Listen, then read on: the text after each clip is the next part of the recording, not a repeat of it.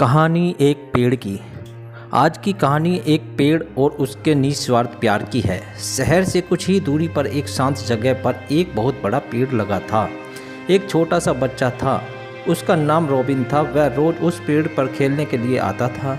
वह पेड़ पर चढ़ता, उसकी टहनियों में झूला झूलता और उस पेड़ पर लगे हुए फल भी खाता था। पेड़ को उन बच्चों से बहुत ही लगाव हो गया था।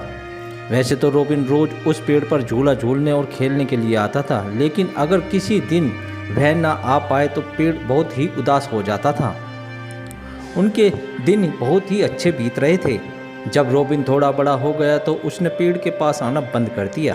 पेड़ सोच में पड़ गया कि आखिर रॉबिन अब क्यों नहीं आ रहा है। जब एक दिन बहुत समय बीत जाने के बाद रॉबिन पेड़ के पास आया तो पेड़ उसे देखकर बहुत ही खुश हो गया।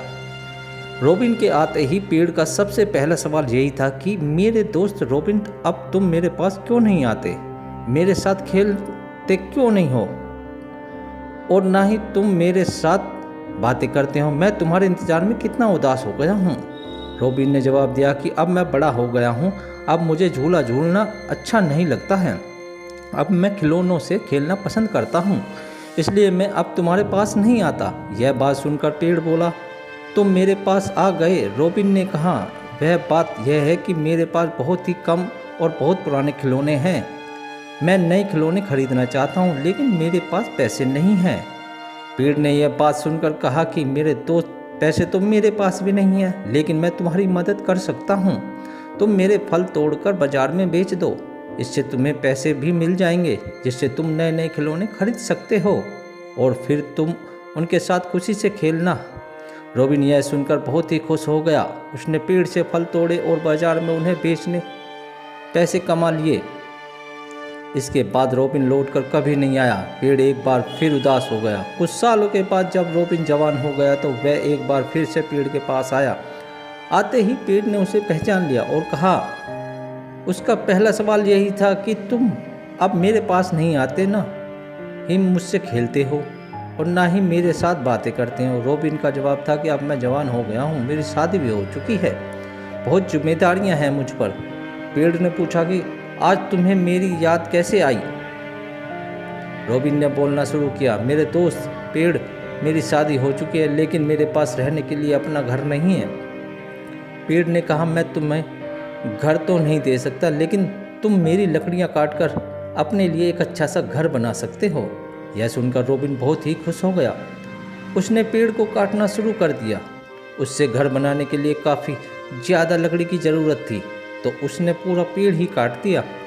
जब पेड़ का सिर्फ तना ही बचा था, सारी लकड़ियाँ इकट्ठी करके रॉबिन वहाँ से चला गया। उसने उस लकड़ी से अपने लिए एक अच्छा सा घर बनाया। अब वह अपने पूरे परिवार के साथ उस घर में रहने लगा था। उसका समय बहुत ही अच्छा बीत रहा था। वह उस घर में बहुत खुश था। अब उसे पेड़ की कोई याद भी नहीं आती थी। इधर वह पेड़ अब सिर्फ एक कटा हुआ तना बनकर ही रह गया था। कुछ साल बीतने के बाद जब रॉबिन बूढ़ा हो गया तो वह एक बार फिर से पेड़ के पास पहुंचा। उसे देखकर पेड़ ने उसे पहचान लिया और वह बात बहुत ही खुश हो गया। रॉबिन को देखकर पेड़ ने पूछा, इतने सालों बाद आए हो? अब तो मेरे पास तुम्हारे देने के लिए कुछ नहीं है जो तुम्हें दे सकूं।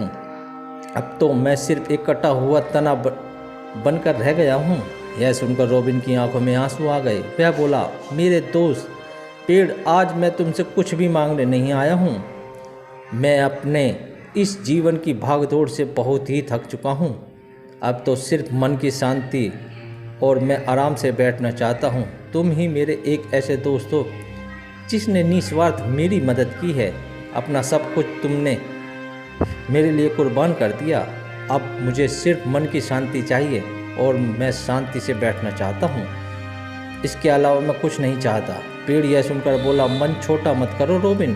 तुम्हारे बचपन से लेकर तुम्हारी जवानी तक मैं तुम्हें कभी भी निराश नहीं किया। तुम्हारी हर ज़रूरत को पूरा करने की पूरी कोशिश की है। आज बुढ़ापे में भी मैं तुम्हारी इच्छा को पूरी जरूर करूँगा।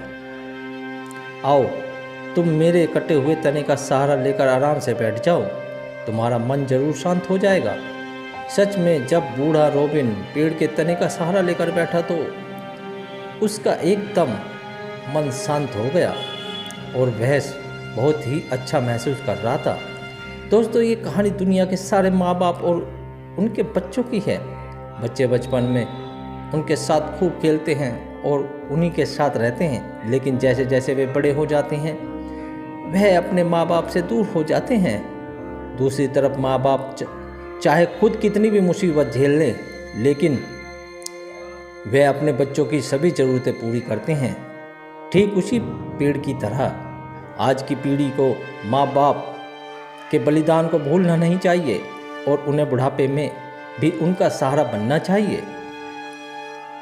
हेलो दोस्तों, कैसी लगी कहानी? अच्छी लगी हो तो चैनल को लाइक शेयर सब्सक्राइब जरूर करें। धन्यवाद।